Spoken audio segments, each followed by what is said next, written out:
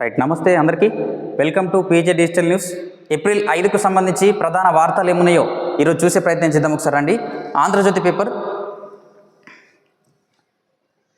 10 ఏళ్ళు 20,000 కోట్లు బీఆర్ఎస్ హయాంలో ప్రభుత్వ భూముల అమ్మకాల తీరిది, పర్యావరణ విధ్వంసం, జలవనరుల నిర్మూలన, ఆకాశ హార్మోలతో కాలుష్య, ట్రాఫిక్ సమస్యలు, అప్పటి లెక్కలన్నీ తీస్తున్న రేవంత్ సర్కార్ ప్రజల ముందుంచి బీఆర్ఎస్ను నిలదీయాలని యోచన. కేటీఆర్ భూములు వెనక్కి వ్యాఖ్యలపై గరం వెనక్కి తీసుకుంటామంటే పరిశ్రమలు ఎలా అని ప్రశ్న. హైదరాబాద్ ఇమేజ్ దెబ్బతింటుందని ఆందోళన. బీఆర్ఎస్ హయాంలో జరిగిన కోకాపేట్ భూముల వేలం రద్దుకు నిరుద్యోగుల ధర్నా, కేటీఆర్పై ఫైర్. చూడొచ్చు మనము గత కొన్ని రోజులుగా హెచ్యు భూ వివాదాల ఆందోళన అయితే కొనసాగుతున్న నేపథ్యము. ఈ నేపథ్యంలో అటు ప్రధాన బీఆర్ఎస్ నేతలైతే కేటీఆర్ గారు అయితే తీవ్రస్థాయిలో స్పందించారు, విద్యార్థులకు మద్దతు కూడా ప్రకటించారు. ఈ నేపథ్యంలో అధికార పక్షం వాళ్ళు ఏం చేస్తున్నారంటే వాళ్ళ లూప్ హోల్స్లను లెంకుతున్నారు. గత బీఆర్ఎస్ ప్రభుత్వం ఏదైతే తప్పులు చేశాయో ఆ తప్పుల్ని ఎత్తి చూపే ప్రయత్నం అయితే కాంగ్రెస్ ప్రభుత్వం అయితే చేస్తుంది. ఒకసారి చూసే ప్రయత్నం చేద్దాం. రేవంత్ మాటలు నమ్మి 400 ఎకరాల భూమిలో అంగుళం కూడా కొనకండి. 3 ఏళ్ల తర్వాత అధికారంలోకి వచ్చేది మేమే, అప్పుడు ఆ భూముల్ని వెనక్కి తీసుకుంటాం. కాంగ్రెస్ సర్కార్ చెప్పిందని ఎవరైనా కొంటే డబ్బులు నష్టపోతారు అంటూ గురువారం మాజీ మంత్రి కేటీఆర్ చేసిన వ్యాఖ్యలపై ముఖ్యమంత్రి రేవంత్ రెడ్డి మండిపడుతున్నారు. కేసీఆర్ 10 ఏళ్ల పాలనలో ప్రభుత్వ భూముల అమ్మకాలపై వివరాలు ఇవ్వాల్సిందిగా అధికారులను ఆదేశించారు. ఆయా భూముల అభివృద్ధి క్రమంలో జరిగిన పర్యావరణ విధ్వంసం, గుట్టలు, నీటి వనరుల నిర్మూలన వంటి వివరాలను తెప్పించుకుంటున్నట్టు తెలుస్తోంది. అలాగే బీఆర్ఎస్ పార్టీ కార్యాలయం సహా అస్మదీయ సంస్థలకు ఎంత విలువైన భూముల్ని చూడొచ్చు. కేటీఆర్ గారు విమర్శలు చేయడము, దానికి వెంటనే స్పందించిన రాష్ట్ర ముఖ్యమంత్రి రేవంత్ రెడ్డి గారు వారి హయాంలో, గత బీఆర్ఎస్ హయాంలో భూములకు సంబంధించి వివరాలన్నీ కూడా సేకరించే పనిలో అయితే పడ్డారు. అధికారులకు కూడా ఆదేశాలు జారీ చేశారు. అధికారులు ఇచ్చిన నివేదిక మేరకు ప్రతిపక్షాలపై అయితే ఇక చూడొచ్చు మరి ఏ విధంగా స్పందించనున్నారు సీఎం గారు. ఇక నెక్స్ట్ వార్త చూస్తే, విద్యార్థులకు వర్సిటీలు భవిష్యత్తు కల్పించాలి, మార్కెట్లో డిమాండ్ ఉన్న కోర్సులను బోధించాలి, విద్యార్థులే కేంద్రంగా యూనివర్సిటీలు పనిచేయాలి, ప్రొఫెసర్లకు పునరావాస కేంద్రాలుగా మారవద్దు, సమగ్ర మార్పులతో విధాన పత్రం రూపొందించండి, బీసీలతో భేటీ, విద్యా కమిషన్ సమీక్షలో సీఎం. చూడొచ్చు, యూనివర్సిటీల అభివృద్ధి కోసము సమూలమైన మార్పులు అయితే చేస్తున్నారు. నిన్న పలు యూనివర్సిటీలకు సంబంధించి వైస్ ఛాన్సలర్లతో సీఎం సమీక్ష అయితే ఏర్పాటు చేశారు. అది మిగతా 13వ పేజీలో చూసే ప్రయత్నం చేద్దాం ఒకసారి.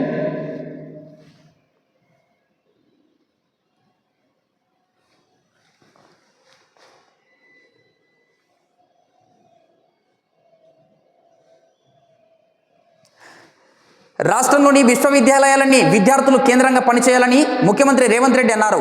యూనివర్సిటీల్లో విద్యార్థుల భవిష్యత్తును తీర్చిదిద్దే కోర్సులు ఉండాలని, మార్కెట్లో డిమాండ్ ఉన్న కోర్సుల బోధనకు ప్రాధాన్యం ఇవ్వాలని సూచించారు. శుక్రవారం సాయంత్రం పోలీస్ కమాండ్ కంట్రోల్ సెంటర్లో రాష్ట్రంలోని యూనివర్సిటీల వైస్ ఛాన్సలర్లతో సీఎం సమీక్ష నిర్వహించారు. ప్రభుత్వ విశ్వవిద్యాలయాలకు గ్రామీణ ప్రాంతాల నుంచి, ఆర్థిక స్తోమత లేని కుటుంబాల నుంచే విద్యార్థులు వస్తున్నారని, వారికి సరైన భవిష్యత్తు కల్పించేలా బోధన ఉండాలని అన్నారు. ఆర్థిక స్తోమత ఉన్న కుటుంబాల నుంచి వచ్చే విద్యార్థులు మార్కెట్లో డిమాండ్ ఉన్న కోర్సులను ఎంచుకొని ప్రైవేట్ యూనివర్సిటీల వైపు వెళ్తున్నారని తెలిపారు.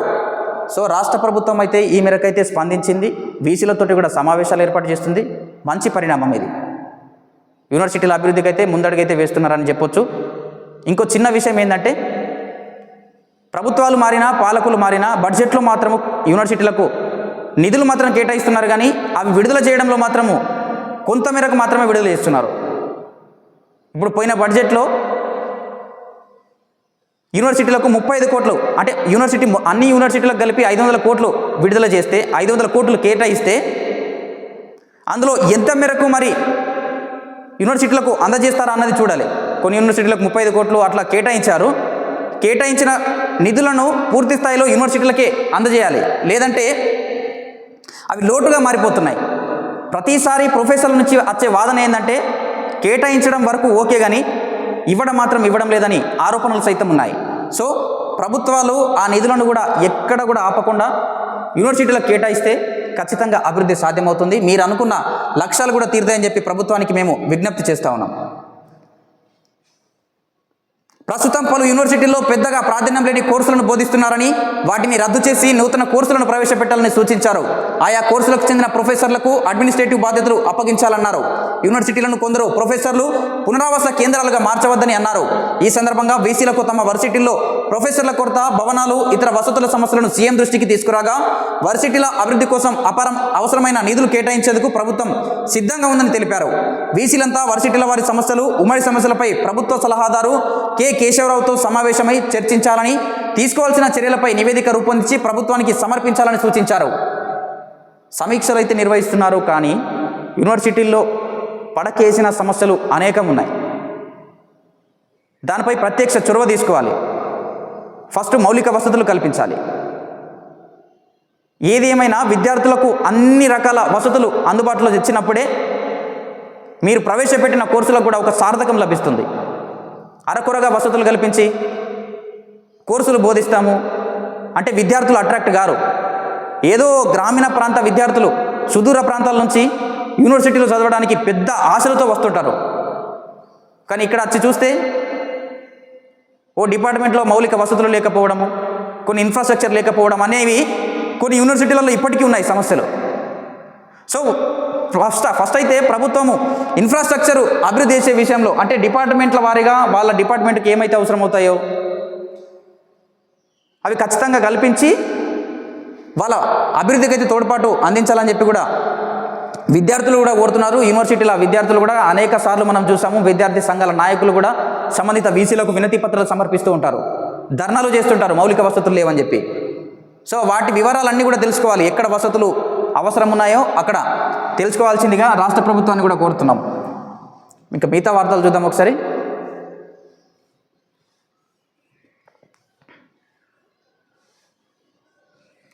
హైదరాబాద్ ఎమ్మెల్సీకి తప్పని పోరు. బరిలో ఎంఐఎం, బీజేపీతో పాటు ఇద్దరు స్వతంత్ర అభ్యర్థులు. 23న పోలింగ్. గెలుపుపై ఎంఐఎం ధీమా. బలం లేకున్నా బరిలో బీజేపీ. పోటీకి దూరంగా బీఆర్ఎస్, కాంగ్రెస్. వారి ఓట్లు ఎటువైపు అనే దానిపై ఆసక్తి. సో హైదరాబాద్ ఎమ్మెల్సీ పోరుకు సంబంధించి 23న పోలింగ్ జరగనుంది. అటు ఎంఐఎం పార్టీ ధీమా వ్యక్తం చేస్తున్న పరిస్థితి, ఖచ్చితంగా మేమే గెలుస్తామన్న ధీమా. అటు ఇంకో రెండు పార్టీలు అయితే బీఆర్ఎస్, కాంగ్రెస్ అయితే పోటీకి దూరంగా ఉన్నాయి. బీజేపీ బరిలో దిగింది. మరి చూడాలి మరి ఎవరి గెలుపు. ఈ బీఆర్ఎస్, కాంగ్రెస్ ఓట్లు ఎటువైపు వెళ్ళనున్నాయి చూడాలి ఒకసారి మరి ఏం జరుగుతుందో. సిన్సియర్ నేతలను ఇప్పటికైనా గుర్తించాలి. రాజా సింగ్. 2 దశాబ్దాలుగా ఏకగ్రీవంగా ఎన్నిక జరుగుతున్న హైదరాబాద్ జిల్లా స్థానిక సంస్థల కోట ఎమ్మెల్సీ స్థానానికి ఈసారి పోరు అనివార్యంగా మారింది.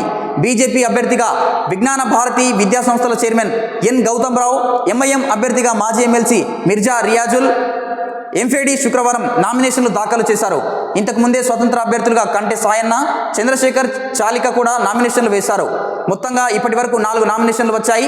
నామినేషన్ల ఉపసంహరణకు ఈ నెల 9వ తేదీ వరకు గడువు ఉంది. 23న పోలింగ్, 25న ఓట్ల లెక్కింపు ఉంటుంది. సో హైదరాబాదు శాసనసభ అంటే ఈ ఎమ్మెల్సీ ఓట్ల విధానం అనేది ఒక 6 పద్ధతిలో ఉంటుంది.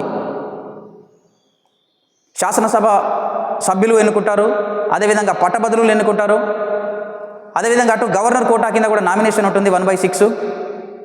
అట్లాగే స్కూల్ అసిస్టెంట్లు, టీచర్ ఎమ్మెల్సీలు కూడా ఉంటారు. సో ఇది ఎమ్మెల్యే కోటా కింద ఎమ్మెల్సీలు ఇవి.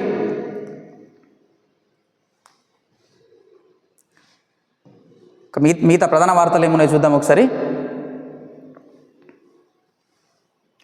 నీట్పై తమిళనాడు బిల్లు తిరస్కరణ, ఆమోదించని రాష్ట్రపతి ద్రౌపది ముర్ము. సో ఇటీవల తమిళనాడు రాష్ట్ర ప్రభుత్వము నీటిపై ఒక బిల్లు అయితే చేసింది. ఆ బిల్లు శాసనసభలో తీర్మానం చేసి రాష్ట్రపతి అనుమతికి పంపిస్తే రాష్ట్రపతి మాత్రం తిరస్కరించిన విషయం. ఎంబీబీఎస్, బీడీఎస్ కోర్సుల్లో ప్రవేశాల కోసం జాతీయ స్థాయిలో నిర్వహించే అర్హత పరీక్ష నీట్ నుంచి మినహాయింపు కోరుతూ తమిళనాడు అసెంబ్లీ రూపొందించిన బిల్లును రాష్ట్రపతి ద్రౌపది ముర్ము తిరస్కరించారు. నీట్ కారణంగా తమిళనాట పలువురు విద్యార్థులు ఆత్మహత్యకు పాల్పడ్డారని ఆరోపణలున్నాయి. ఈ నేపథ్యంలో 2021 అసెంబ్లీ ఎన్నికల సమయంలో నీట్ను రద్దు చేయిస్తామని డిఎంకే అధ్యక్షుడి హోదాలో ఎంకే స్టాలిన్ హామీ ఇచ్చారు. సో అక్కడ గతంలో చూసాం మనము నీట్ పరీక్షలకు సంబంధించి పేపర్ లీకేజీలు, గందరగోళ పరిస్థితులు.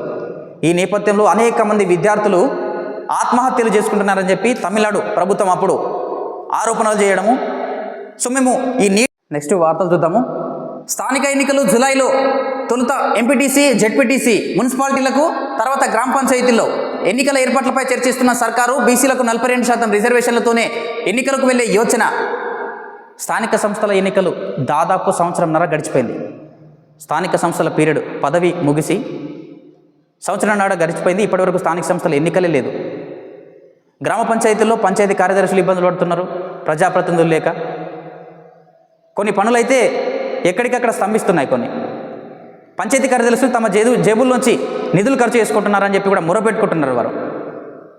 సో అతి తొందరలో స్థానిక సంస్థల ఎన్నికలు నిర్వహిస్తే పంచాయతీలనైతే దారిన పెట్టచ్చు. ఇప్పుడు మళ్ళీ జూలైలోకి వెళ్ళింది. ఇంతకుముందు అయితే జూన్లో అనుకున్నాము, మళ్ళీ జూలైలోకి అని చెప్పి కూడా క్వశ్చన్ మార్కు. ఈ స్థానిక సంస్థల ఎన్నికల్లోనైతే మనం ఇంతకుముందు చూసాము, అసెంబ్లీ బడ్జెట్ సమావేశంలో 42% బీసీ బిల్లులకు సంబంధించి, రిజర్వేషన్కి సంబంధించి. ఆ రిజర్వేషన్లను అయితే కేంద్రం ఇప్పటికీ ఆమోదించలేదు. కేంద్రం ఆమోదించినప్పటికీ కాంగ్రెస్ పార్టీ పరంగా 42% రిజర్వేషన్లను స్థానిక సంస్థల్లో అమలు చేస్తామని కూడా ఆలోచనలు ఉన్నట్లు తెలుస్తుంది. సో ఈ స్థానిక సంస్థల్లో 42% మరి రిజర్వేషన్లు ఉండనున్నట్లు తెలుస్తుంది. స్థానిక సంస్థల ఎన్నికలకు త్వరలోనే మోక్షం లభించే అవకాశాలు కనిపిస్తున్నాయి. సర్పంచ్, ఎంపీటీసీ, జెడ్పీటీసీ, మున్సిపాలిటీలకు కొన్ని రోజుల వ్యవధిలోనే ఎన్నికలు నిర్వహించాలని రాష్ట్ర ప్రభుత్వం యోచిస్తున్నట్లు సమాచారం. జూలైలో ఎన్నికలు నిర్వహించాలని భావిస్తున్నట్లు తెలిసింది. ఎన్నికల ఏర్పాట్లపైన చర్చిస్తున్నట్లు విశ్వసనీయ సమాచారం. అయితే తొలుత ఎంపీటీసీ, జెడ్పీటీసీ, మున్సిపాలిటీలకు ఎన్నికలు నిర్వహించి ఆ తర్వాత పంచాయతీల్లో సర్పంచ్ ఎన్నికలు నిర్వహించాలనే ఆలోచనలో ప్రభుత్వం ఉన్నట్లు తెలిసింది. ఇదే అంశంపై సంబంధిత అధికారులతో చర్చిస్తోంది. అధికారులు మాత్రం ముందు సర్పంచ్ ఎన్నికలు నిర్వహించాలని సూచించినట్లు తెలిసింది. గ్రామాల్లో సర్పంచ్ పదవి కాలం ముగిసి ఇప్పటికే ఏడాదికి పైగా అయ్యిందని, కేంద్రం నుంచి రావాల్సిన 15వ ఆర్థిక సంఘం నిధులు కూడా 1500 కోట్లకు పైగా నిలిచిపోయాయనే వివరాలను సర్కార్ దృష్టికి తీసుకెళ్లినట్లు తెలుస్తోంది. పంచాయతీల పదవి కాలం ముగియడంతో కేంద్రం నుంచి రావాల్సిన నిధులు కూడా స్తంభించిపోయాయి. దాదాపు 1500 కోట్ల నిధులు కూడా స్తంభించిపోయాయి. సో కాబట్టి సర్పంచ్, గ్రామ పంచాయతీ ఎన్నికలే తొలుత నిర్వహించాలి, దాని తర్వాతనే మున్సిపాలిటీల ఎన్నికలు కూడా నిర్వహించాలని అధికారులు కూడా ప్రభుత్వానికి సూచిస్తున్నట్లు తెలుస్తుంది. సో మిగతా నెక్స్ట్ వార్తలు చూసుకుందాం.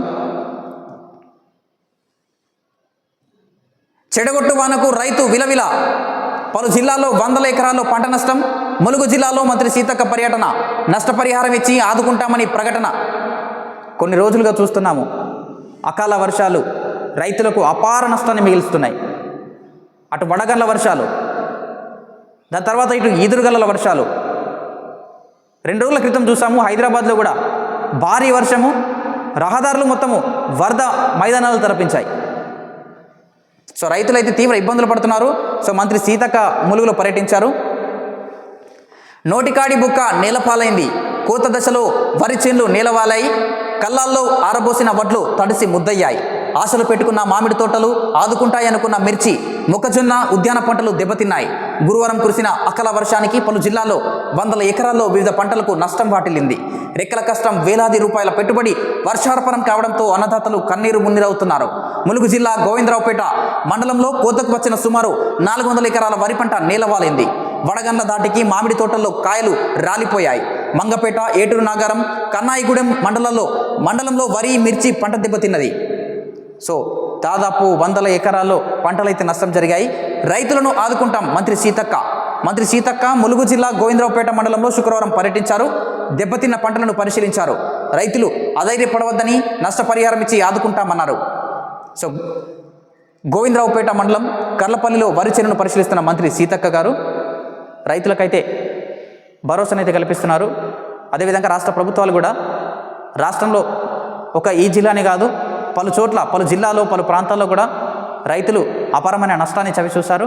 వారందరికీ కూడా భరోసా కల్పించాల్సిన బాధ్యత రాష్ట్ర ప్రభుత్వంపై ఉంటుంది.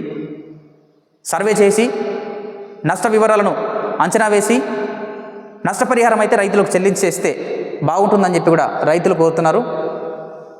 సో ఇవి ఆంధ్రజ్యోతి పేపర్కు సంబంధించి. నెక్స్ట్ వెలుగు సిట్ ఏర్పాటుతో కదిలిన పోలీసు యంత్రాంగం, ఆన్లైన్ గేమింగ్ గ్యాంగులపై డెకాయ్ ఆపరేషన్లు, బెట్టింగ్ రాయిలనే ఎరగా వేసి పట్టేస్తున్నారు. లోకల్ ఏజెంట్ల నుంచి అంతర్రాష్ట్ర ముఠాల దాకా వేట. నిజామాబాద్లో 7 అరెస్టు, 9 మంది పరార్. ఆదిలాబాద్లో 2 అదుపులోకి, వరంగల్లో 1 అరెస్టు, పరారీలో మరో 2. చర్చనీయాంశంగా మారిన అంశము గత కొన్ని రోజులుగా, కొన్ని నెలలుగా అని చెప్పొచ్చు.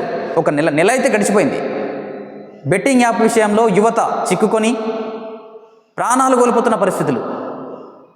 అటు సినీ ప్రముఖులు కొంతమంది, యూట్యూబర్లు, ఇన్ఫ్లుయెన్సర్లు కూడా బెట్టింగ్ యాప్స్ ప్రమోషన్లో పాల్గొనడం, దీంతో అనేక మంది మరింత యువత కూడా ఈ చిక్కులో అట్రాక్ట్ కావడము, డబ్బులు కోల్పోవడము, ఆత్మస్థైర్యం కోల్పోయి ఆత్మహత్యలు చేసుకోవడం కూడా జరిగాయి.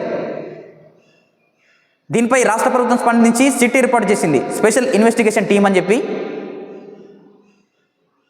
ఎప్పుడైతే సిట్ ఏర్పాటు చేశారో రాష్ట్రంలో కూడా పోలీస్ యంత్రాంగం అప్రమత్తమైంది, పర్యవేక్షణను కూడా పటిష్టం చేశారు. ఇందులో భాగంగా అటు వరంగల్తో పాటు ఆదిలాబాదు, నిజామాబాద్ జిల్లాలో కూడా బెట్టింగ్ యాప్స్లో పాల్పడుతున్న నిందితులను అయితే అరెస్టు చేసిన పరిస్థితులు.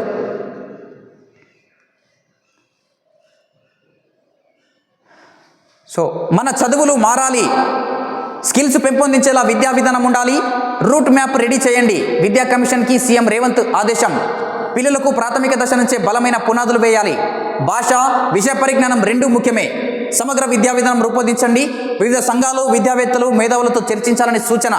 విద్యా వ్యవస్థలో తీసుకురావాల్సిన సంస్కరణలపై సీఎం సమీక్ష. ప్రాధాన్యం లేని కోర్సులు బంద్ పెట్టండి. డిమాండ్ ఉన్న కొత్త కోర్సులు ప్రారంభించండి. వీసీలతో రివ్యూ మీటింగ్లో సీఎం ఆదేశం. సో మారుతున్న పరిస్థితులకు అనుగుణంగా ఈ కోర్సులు ఉండాలి. ఒక కోర్సు చేస్తే ఒక విద్యార్థి బయటకు వెళ్ళినా కూడా తన కాళ్ళపై తాను నిలబడే విధంగా ఉండాలని చెప్పి కూడా కొత్త కోర్సులను అయితే ప్రవేశపెట్టాలని సీఎం గారు ఆదేశించారు. అదేవిధంగా పనికిరాని కోర్సులన్నీ కూడా బంద్ పెట్టాలని చెప్పి సో ఈ విద్యపై అయితే రివ్యూ మీటింగ్ అయితే నిర్వహించారు. గ్రూప్ 1 నియామకాలకు తొలగిన అడ్డంకులు జీవో 29 రద్దు చేయాలనే పిటిషన్ను కొట్టేసిన సుప్రీంకోర్టు. ఇప్పటికే జనరల్ ర్యాంకింగ్స్ విడుదల చేసిన టీజీపీఎస్సీ త్వరలో 1:2 నిష్పత్తిలో సర్టిఫికెట్ల పరిశీలన. సో మనం ఇటీవల చూసాము గ్రూప్ 1కు సంబంధించి గత బీఆర్ఎస్ ప్రభుత్వ హయాం నుంచి నోటిఫికేషను 2 సార్లు ప్రిలిమ్స్ రద్దవడము, 3వసారి ప్రిలిమ్స్ నిర్వహించడము, సక్సెస్ఫుల్గా చేయడము, దాని తర్వాత మెయిన్స్ నిర్వహించడము, రిజల్ట్స్ కూడా జిఆర్ఎల్ జనరల్ ర్యాంకింగ్ లిస్టును కూడా ఈ పోయిన నెలలోనే విడుదల చేశారు. ఇంకా సర్టిఫికేట్ వెరిఫికేషన్ అయితే ఉంది. 1:2 పద్ధతిన అంటే ఒక పోస్టుకు 2 చొప్పున వెరిఫికేషన్కి అయితే పిలువనున్నారు. ఇచ్చిన మాట నిలబెట్టుకున్నాం. యాదాద్రి ప్లాంట్ నిర్వాసితులకు ఉద్యోగాలు ఇచ్చాం. డిప్యూటీ సీఎం బట్టి విక్రమార్క. గత బీఆర్ఎస్ సర్కార్ పట్టించుకోలేక ప్రజాప్రభుత్వమే యువతకు అండగా ఉన్నదని వ్యాఖ్య. 112 మందికి నియామక పత్రాలు. సో యాదాద్రి థర్మల్ ప్లాంట్ భూ నిర్వాసితులకు ఇచ్చిన మాట నిలబెట్టుకున్నామని డిప్యూటీ సీఎం అన్నారు. గత బీఆర్ఎస్ సర్కార్ నిర్వాసితులను పట్టించుకోలేదని మండిపడ్డారు. యాదాద్రి థర్మల్ పవర్ స్టేషన్ భూ నిర్వాసితుల కోటాలో ఉద్యోగాలు పొందిన 112 మందికి బట్టి విక్రమార్క హైదరాబాద్లోని సైబర్ గార్డెన్లో శుక్రవారం నియామక పత్రాలు అందజేశారు. సో అందులో భూములు కోల్పోయిన నిర్వాసితులకు సంబంధించి నిరుద్యోగులు ఎవరైతే ఉంటారో అర్హత మేరకు వారిని ఎంపిక చేసి వారి దాదాపు 112 మందికి నియామక పత్రాలు అయితే అందజేశారు. వక్ఫ్ బిల్లుపై నిరసనల హోరు. బిల్లు వాపసు తీసుకోవాలని డిమాండ్. అహ్మదాబాద్, కోల్కతా, చెన్నై సహా పలు సిటీలలో ఆందోళనలు. జాతీయ జెండాలు, ప్లకార్డులతో ర్యాలీలు.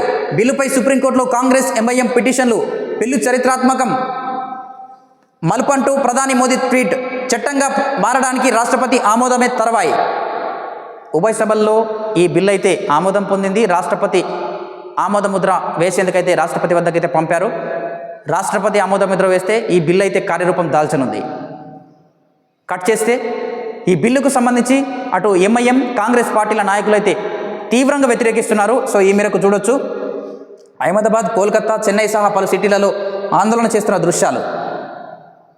వెనక్కి తీసుకోవాలని కూడా ఆందోళన చేస్తున్నారు. అటేమో ప్రధాని నరేంద్ర మోదీ అయితే ఈ బిల్లు చరిత్రాత్మకం అని చెప్పి కూడా ఎక్స్ వేదికగానైతే ఆయన అభిప్రాయం అయితే వెల్లడించారు. జనకచెర్లపై సుప్రీంకు వెళ్తాం. రాయలసీమ లిఫ్ట్ పైన కేసు వేస్తాం. మంత్రి ఉత్తమ్ కుమార్. ఏపీ అక్రమ ప్రాజెక్టులపై చేతులు ముడుచుకొని చూస్తూ కూర్చోం. Godavari tribunals award. విభజన చట్టాన్ని ఉల్లంఘించి ప్రాజెక్టులు. CWC, apex council, GRMB, KRMB అనుమతులు తీసుకోలే. భారీగా గోదావరి నీటిని మళ్లిస్తే భద్రాచలం మునిగే ప్రమాదం ఉందని ఆందోళన. జలసౌదాలో ఉన్నత స్థాయి సమీక్ష నిర్వహించిన మంత్రి. త్వరలోనే legal expert, advocate general, irrigation అడ్వకేట్లతో మీటింగ్. చూడొచ్చు తెలంగాణ రాష్ట్రానికి సంబంధించి జలాల విషయంలో నీటిపారుదల శాఖ మంత్రి ఉత్తమ్ కుమార్ రెడ్డి అయితే నిన్న సమీక్ష నిర్వహించారు. వాటిని కాపాడుకుంటామని కూడా చెప్తున్నారు. అవసరమైతే సుప్రీంకు వెళ్తామని కూడా చెప్తున్నారు.